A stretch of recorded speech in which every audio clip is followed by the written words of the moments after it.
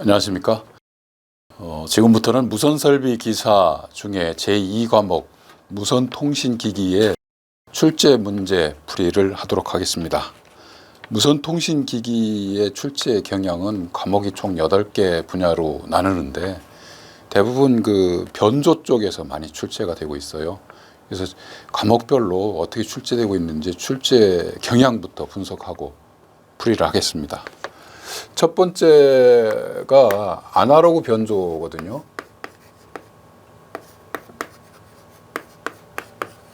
이 아날로그 변조는 보면 AM, FM, PM 뭐 이런 변조 방식들인데 전통적으로 2018년부터 22년도까지 쭉 문제를 분석해 봤을 때 약 아날로그 변조에서 약 4문제 정도가 출제되고 있습니다. 굉장히 많은 비중을 가지고 출제되고 있습니다. 그래서 여러분들 이 아날로그 문제 변조를 잘 보셔야 되고요.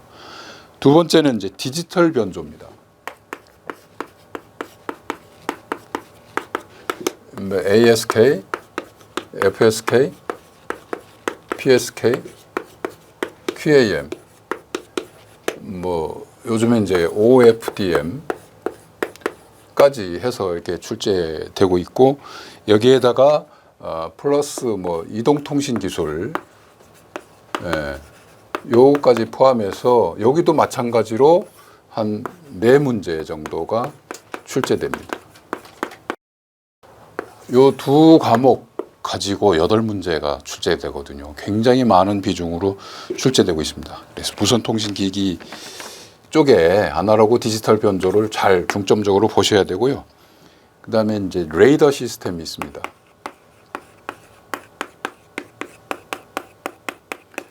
이 레이더 시스템에서도 꼭 한 문제 이상은 출제되고 있습니다.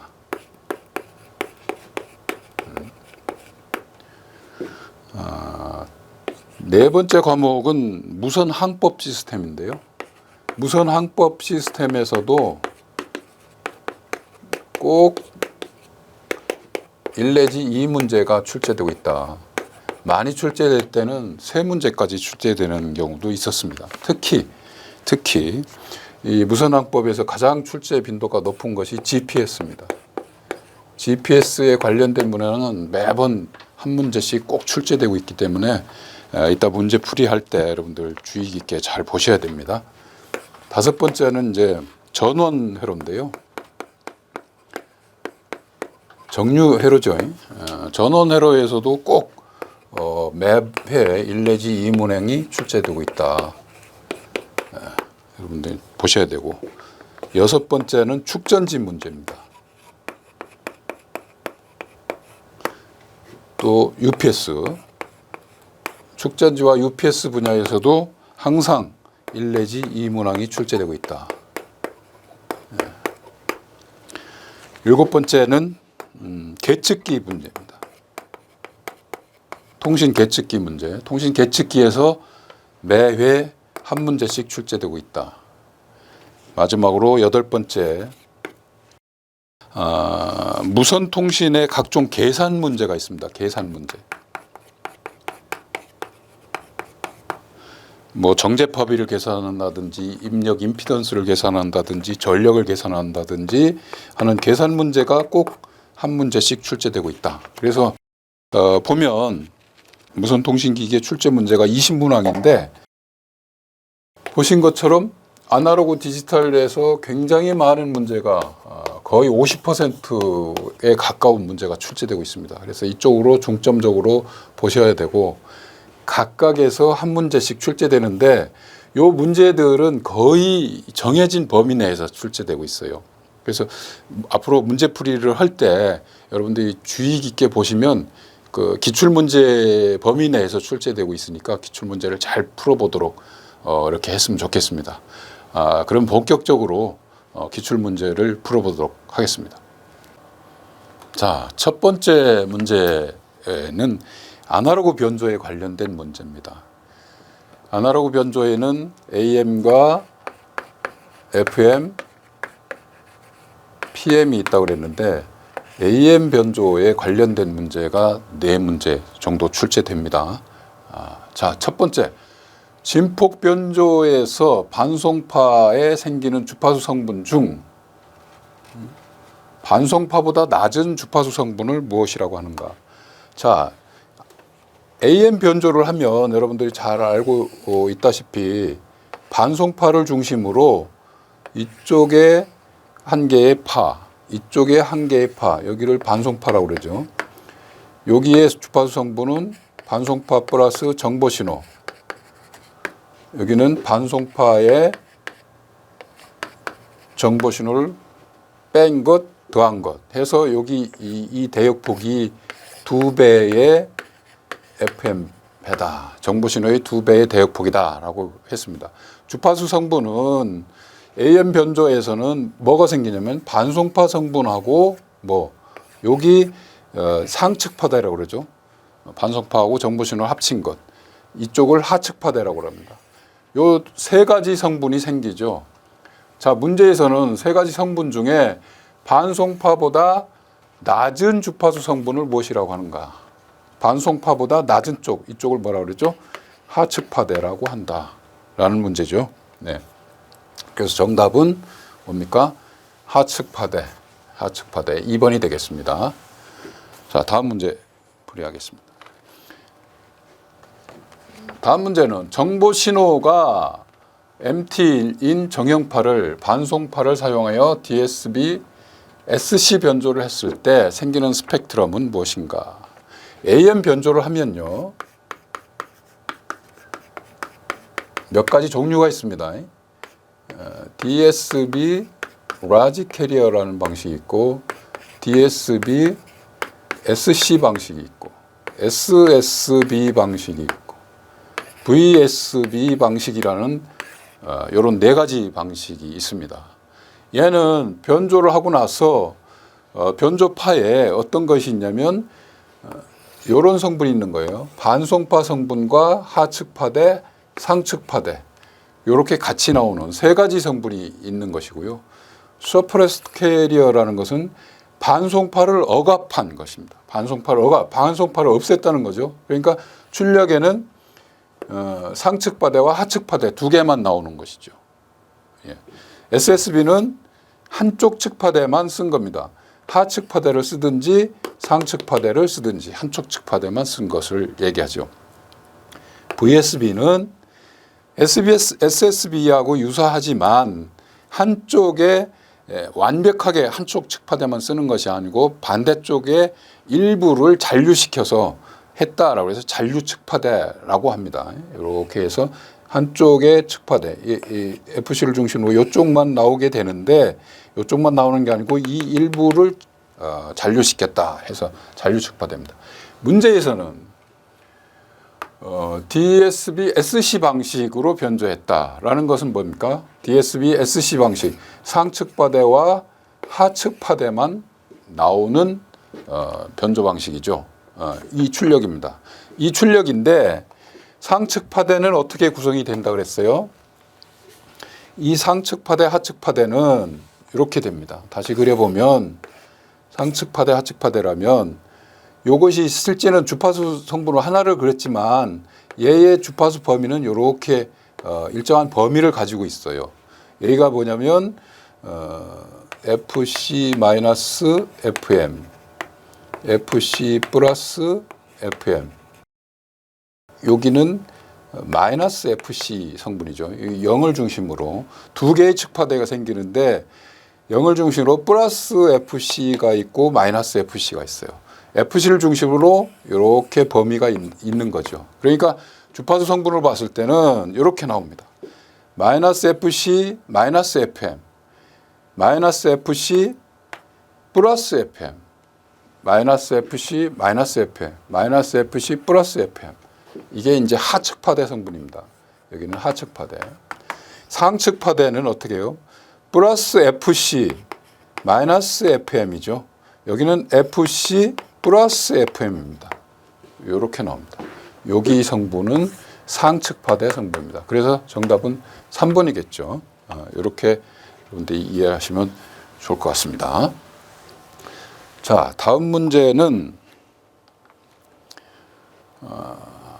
스펙트럼 변조 효율이 가장 좋은 SSB 신호에 해당되는 것. SSB 신호는 어떻다고 그랬습니까?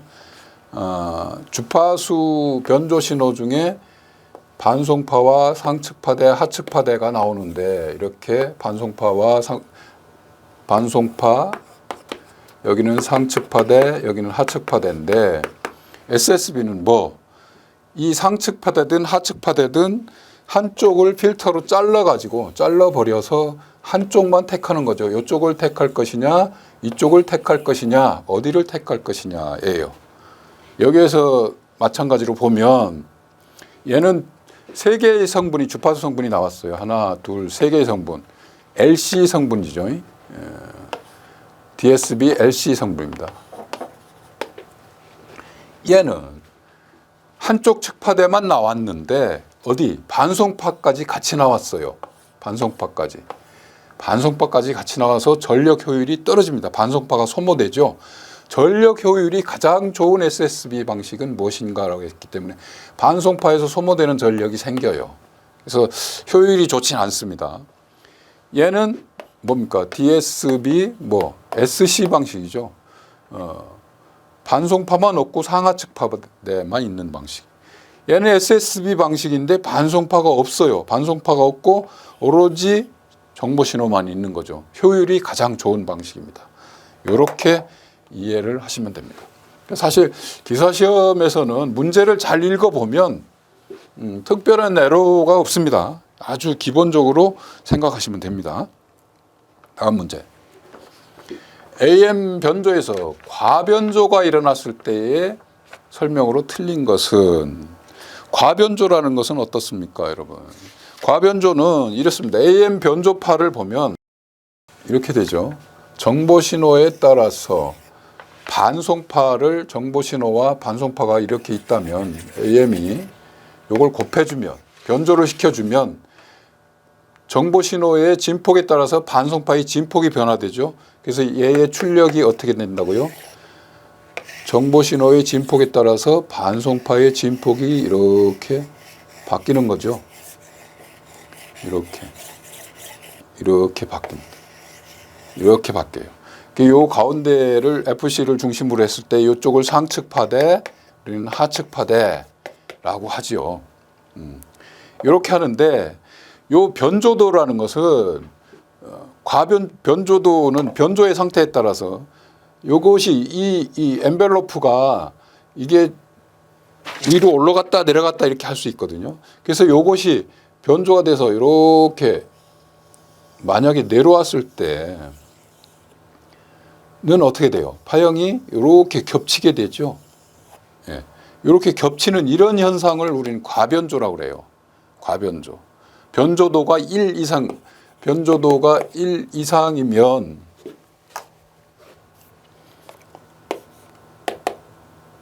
과변조라고 하거든요. 거꾸로 썼죠. 이 가변조가 되면 상당히 성능적으로 문제가 되죠. 성능이 떨어지고 그렇습니다.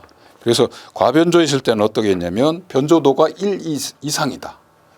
변조 지수가 1 이하일 경우에 발생한다가 아니죠. 여기서는 2 이상일 때 발생합니다. 비변조폐에 많은 고조파들이 생기는 거예요. 그러니까 변조됐을 때 이런 잡음들이 많이 생긴다는 거죠. 여기에 문제가 생기는 거죠. 그래서 품질도 떨어지고 명료도도 떨어지고 점유 대역폭도 넓어지는 이런 문제가 있습니다. 그래서 여기에서는 잘못된 것은 했기 때문에 변조도가 얼마? 1보다 컸을 때를 과변조다라고 얘기한다는 거죠. 예. 개념적으로 아시면 될 문제입니다. 다음 5번 문제.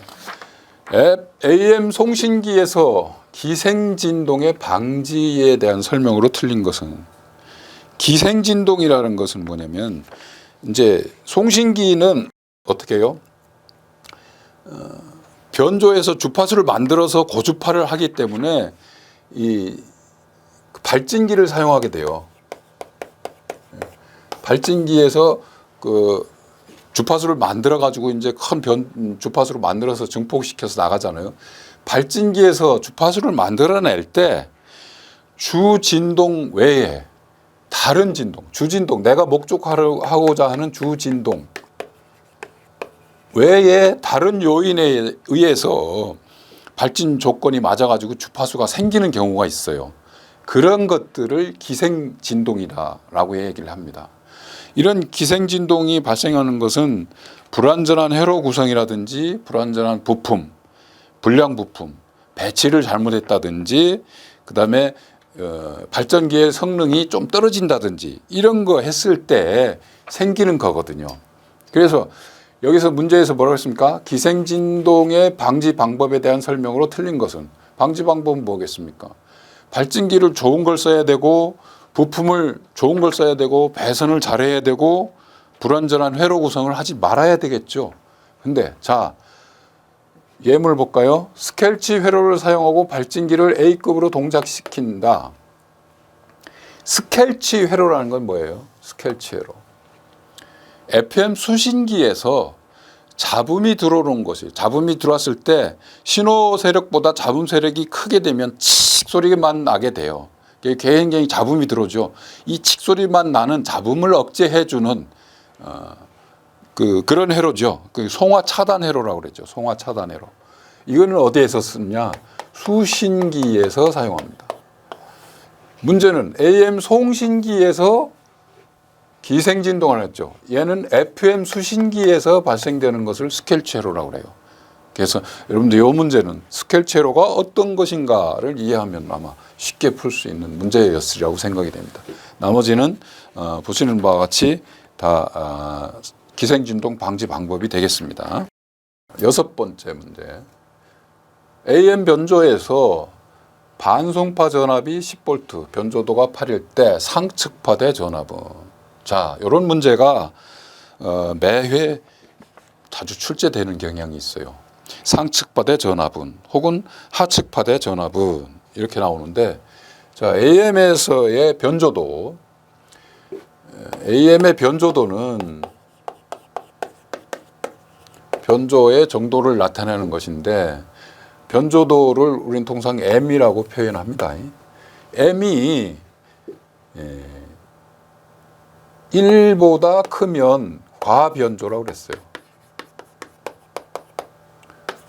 M이 1이면 그 완벽한 변조입니다. M이 1보다 작으면 우리는 일반적으로 M이 1보다 적죠. 그래서 0. 얼마의 변조, 몇 %의 변조 이렇게 합니다. 여기는 변조도가 80%이다라고 했는데 80%는 0.8이라는 건 얘기입니다. 변조도는 어떻게 구하냐면 변조도는 반송파의 전압분의 정보신호의 전압 이렇게 구할 수 있어요. 이렇게. 자, 변조도가 2일 때 신호에는 변조 신호에는 반송파 전압과 상측파대, 하측파대 이런 신호 성분이 나온다 그랬어요. 이 신호 성분은 반송파가 예를 들어서 요 상측파대든지 하측파대의 전압은 이 반송파 전압하고 어떤 관계가 있냐면 이래요. FC 플러스 FM인 상측파대의 전압은 얘는 얼마냐면 2분의 AM. 반송파, 정보신호의 반이라는 거죠. 얘의 반. 얘도 마찬가지로 정보신호의 반이에요. 여기가 얼마? 2분의 AM. 얘도 2분의 AM이에요. 근데 변조가 1일 때 그래요. 변조도가 1일 때, 즉 M이 1일 때는 2분의 1이에요. 얘는 곱하기 변조도에 따라서 틀리다는 얘기입니다. 즉 요거의 전압은 변조도가 얼마나에 따라서 상하측파대의 전압은 어떻게 구하냐면 2분의 AM 공식이죠. 곱하기 변조도 M 요 공식이 있습니다. 요거에 따라 틀려져요. 자, 그러면 여기 문제에서 주어졌죠. 반송파 전압이 얼마? 10V일 때 전압은 상측파 대 하측파 대 전압은 얼마? 2분의 10V일 때 변조도는 얼마? 곱하기 변조도 0.8 얼마죠? 4V겠죠. 네. 4V. 공식을 아시면 됩니다. 그래서 상측파 대 하측파 대일 때의 전압 구하는 공식. 상측파 대든 하측파 대든 2분의 M V 예, 반송파 전압 이렇게 생각하시면 된다. 다음 문제.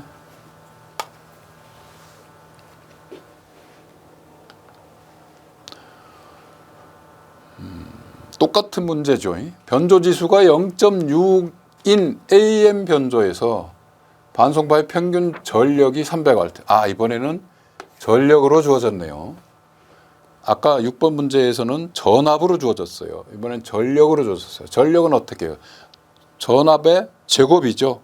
똑같습니다. 공식은 어떻게 전력으로 구해야 되니까 W USB든지 어퍼 사이드 밴드든지 혹은 로우 사이드 밴드든지 이 전력을 구하는 것은 얼마냐면 아까 2분의 VC의 M 이것이 전압이었었잖아요.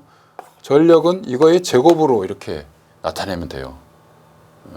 뭐 크게 어렵지 않습니다. 똑같은 방식으로 해서 하면 어떻게 돼요?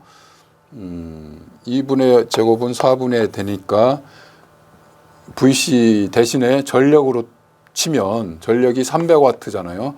그럼 300W. 요것은 다른 말로 하면 제가 한 단계 더 거치면 이렇게 되는 겁니다. 제곱을 하면 VC 제곱은 와트가 되니까요. 곱하기 MA가 얼마였습니까? 60%니까 0.6이죠. 0.6의 제곱. 이렇게 구하면 얼마 나옵니까? 27W가 나오죠. 공식을 알면 구할 수 있는 문제입니다. 이런 문제들이 자주 출제되고 있다. 진폭 12V 주파수 10메가 반송파를 사용하는데 진폭 12V 주파수 10메가의 반송파를 진폭 6V 1kg 변조파로 했을 때 변조율은 변조도를 따지는 거죠. 변조도. 아까 변조도는 어떻게 구한다고 그랬습니까? 변조도는 AC분의 AM이다. 반송파의 전압분의 신호파의 전압이다. 라고 구한다고 그랬죠. 반송파가 얼마라고 그랬습니까? 반송파 얼마? 진폭 12V를 12V 분의 정보신호의 진폭 얼마? 6V 는 얼마겠습니까? 0.5 이걸 퍼센테이지로 하면 50% 이렇게 구합니다. 공식만 알면 여러분들이 얼마든지 풀 수 있는 문제입니다. 슈퍼 헤테로다인 수신기에서 주파수 변환부의 구성이 아닌 것은 자 이제 수신기의 문제가 나왔습니다. 슈퍼 헤테로다인 수신기. 수신기는 어떻게 합니까? 전파를 받아서 안테나에서 받아서 복조를 하는 거죠. 복조해서 스피커로 이렇게 나오게 하는 것이 수신기예요. 간단하면 이렇습니다. 근데 일반적으로 안테나에서 수신되는 주파수는 고주파 수예요. 고주파 RF죠. 주파수가 높은 주파수가 댕기거든요. 이것을 복조를 하려면 잡음이 많이 생기고 효율이 떨어져요. 그래서 어떻게 하냐면 우리는 이것을 복조하기 전에 낮은 주파수로 만들어서 복조를 합니다. 낮은 주파수를 만들기 위해서 우리는 어떻게 하냐면 여기서 국부 발진기라는 것을 만들어서 RF하고 섞어줘요. 섞어주면 여기서 나오는 게 뭐가 나오냐면 중간 주파수라는 게 나옵니다.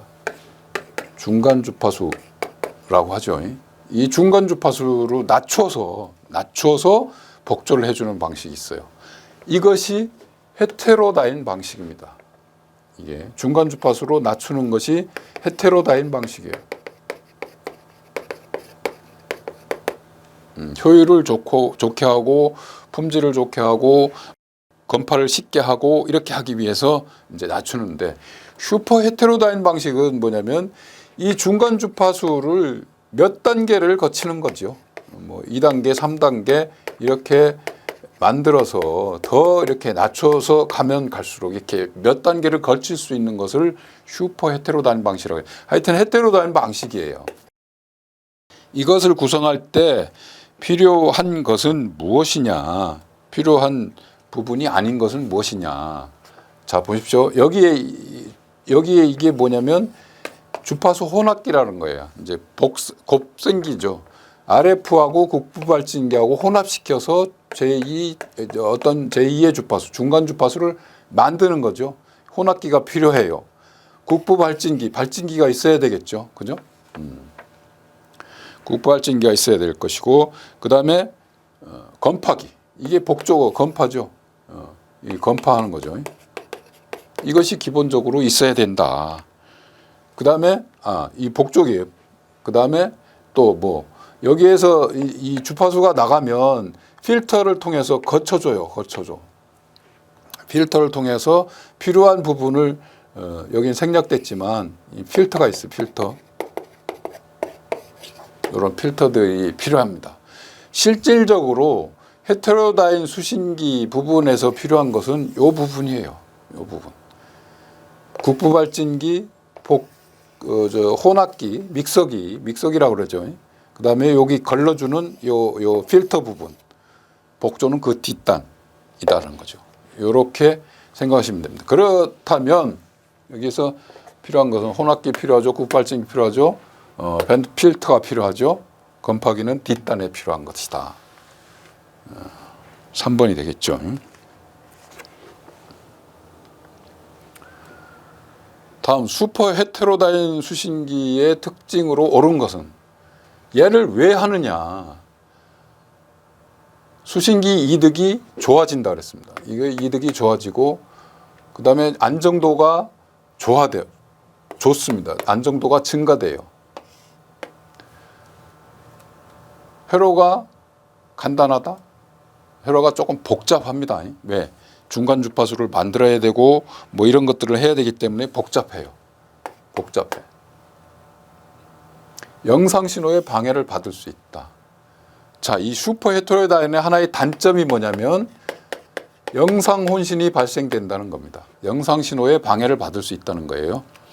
영상 신호는 어떤 거냐면 혼합기에서 국부발진기하고 RF하고 이렇게 해서 만들잖아요. 그러면 여기에서 주파수가 나오는데 이 주파수를 만들 때 얘하고 얘의 합하고 차 두 개의 주파수 성분이 나오는 거예요. 두 개의 주파수 성분이 나왔을 때 내가 원하는 성분은 이건데, 예를 들어 차의 성분, 두 개를 뺀 것의 성분이 필요한데 합의 성분도 나온다라는 거예요. 이 합의 성분의 주파수는 내가 불필요한 주파수잖아요. 그런 것들에 대한 혼신이 발생된다는 거죠. 그래서 영상 신호가 발생된다라는 단점이 있어요.